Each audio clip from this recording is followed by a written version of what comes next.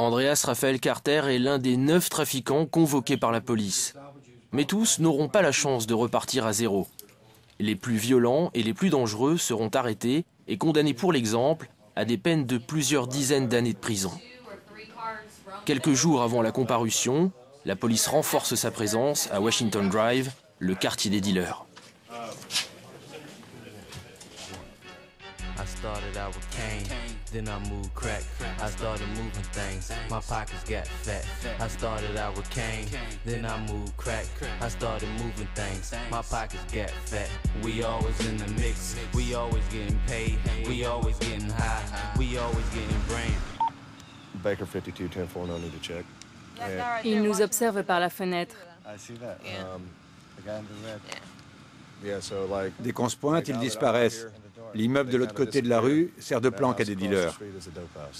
Vous en êtes sûr? C'est un fait. Mais vous ne pouvez pas entrer. Non, on ne peut pas. Donc vous frappez à la porte et ils ne vous laissent pas entrer. Ils nous demandent qui est là, on répond que c'est la police. Alors ils n'ouvrent pas et on ne peut rien faire. Face à notre caméra, le trafiquant est pourtant nettement moins timide. Il se permet même de faire l'innocent. Ça vous inspire quoi, ces patrouilles de police? Il était temps, on en avait besoin. Ah oui, pourquoi ça? Il y a trop de trafic de drogue. Trop d'allées et venues. Il y a des gens dans les rues en permanence. Même la nuit, vers 3 ou 4 heures. Le matin, j'ai peur d'aller à l'école.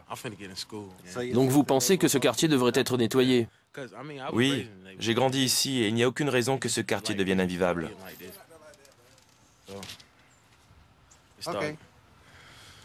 Il est temps que ça change. Maintenant, ils s'imaginent qu'ils vont passer à la télé. Lui, il va suivre tous les reportages sur la police, en espérant se voir.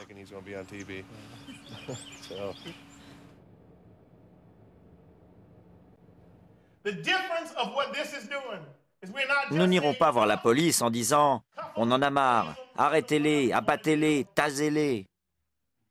Nous nous adresserons directement aux trafiquants en leur disant « Nous en avons assez, mais nous vous connaissons. Toi, tu es un gars du quartier, tu es le petit-fils de Bessie, tu es le fils de Brenda May, tu es le neveu préféré de Johnny Joe. Nous savons qui tu es. Oui, nous en avons marre de toutes ces saletés, mais nous t'aimons.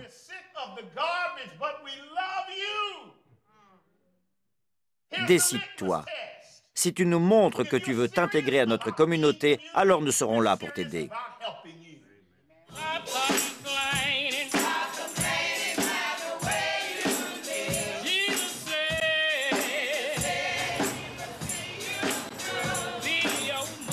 Washington Drive est le 5e quartier de High Point où la police tente d'éradiquer la drogue, la violence et la prostitution.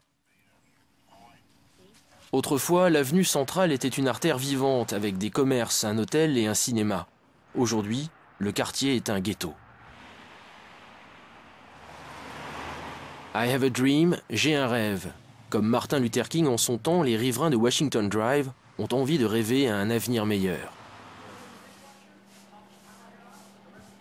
Après la comparution, le révérend Theodore Little Jr. veut ouvrir un salon de coiffure dans cette église désaffectée. Pour lui, cela ne fait aucun doute. Quand Washington Drive aura été nettoyé, le quartier renaîtra à la vie.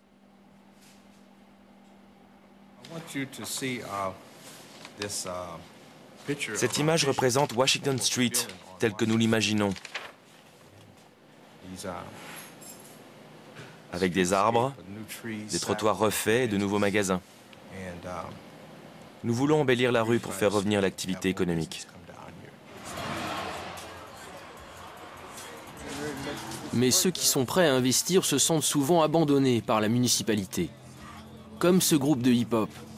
Il a créé son propre studio d'enregistrement juste à côté de l'église du révérend Little. Patrick Wall avait 14 ans quand il a effectué le premier de ses nombreux séjours en prison.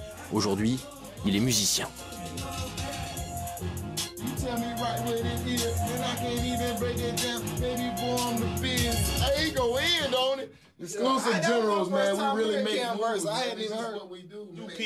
Le chef du projet, c'est lui, Gino McKivo. Il a investi 35 000 $ de sa poche dans ce studio. Ce studio, c'est moi qui l'ai ouvert. Il y a 2 ans, j'ai été discuter avec des responsables de la municipalité et je leur ai dit, si vous acceptez d'investir dans mon projet, en contrepartie, je monterai un programme de formation pour apprendre aux gens à enregistrer. Beaucoup de jeunes sont désœuvrés et ça les éloignera de la rue. En plus, les gens que je formerai pourront former d'autres gens à leur tour. Il y aura un effet boule de neige. Mais la municipalité a refusé de m'aider. Je n'ai obtenu aucun financement. Le studio de Gino est un lieu de rencontre pour les musiciens de toute la ville. Aucun d'entre eux ne croit aux bonnes intentions de la municipalité, de la police et des services sociaux. La municipalité recherche un certain type d'investisseurs.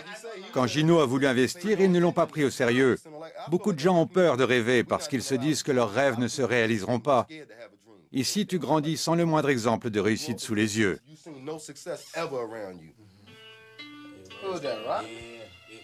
En l'absence de rêve, beaucoup vont gagner leur vie dans la rue. La drogue, l'argent facile, les armes. Un engrenage que décrit ce clip produit dans le studio de Gino. Pour ces jeunes, la comparution et la main tendue de la municipalité ne sont qu'un mensonge de plus. Ce n'est pas en aidant 1 ou 2 personnes que tu vas changer quoi que ce soit. Il ne suffit pas de dire « on va vous sortir de là ». Tout ce qu'ils font, c'est de nous dire « nous savons qui est qui fait quoi et qui deal quoi ». C'est de l'intimidation. On ne les aime pas. On ne veut rien avoir à faire avec eux. Généralement, quand ils se pointent, on s'en va. C'est la loi du quartier. Ils veulent nettoyer le quartier, non? Je ne crois pas. C'est comme ces couvertures infestées de variole que l'armée distribuait aux Indiens autrefois. C'est de l'arnaque. On est tombé trop souvent dans ce genre de panneaux. C'est dur cette comparaison. C'est la réalité.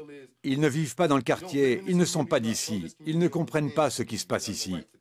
Ils n'ont aucun droit de venir nous dire ce qu'on a à faire. La plupart des policiers sont des blancs, ils ne nous respectent pas. D'entrée de jeu, ils nous considèrent avec mépris. À mon avis, la relation sera toujours conflictuelle. Il y aura toujours des problèmes, comme entre les chiens et les chats. On n'a même pas droit au bénéfice du doute.